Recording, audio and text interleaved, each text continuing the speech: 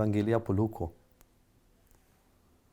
Ko so starši prinesli dete Jezusa, da bi zanj storili po predpisu postave, ga je tudi starček Simeon vzel v naročje, zahvalil Boga in rekel: Zdaj odpuščaš, Gospod, svojega služabnika po svoji besedi v miru.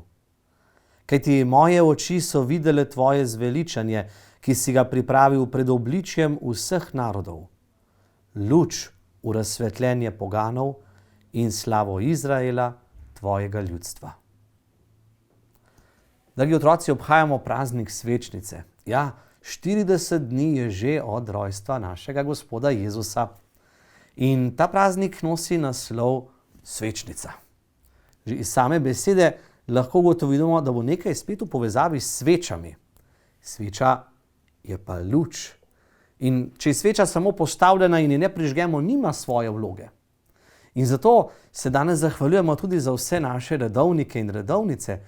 To je namreč njihov praznik. Oni so kot svetilka. Prižgana sveti in daje luč. Luč pa lahko daje samo zato, ker je obsijana z nebeško lučjo. Z lučjo Jezusa Kristusa. In slišali smo, kako se je starček Simeon razveselil, ko je lahko vzel to majhno dete Jezusa v naročje in slavil nebeškega očeta.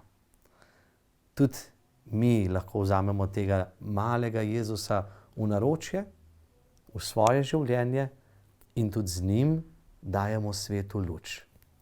Otroci, vam želim, da bi bilo veliko te luči v vašem življenju. Srečno!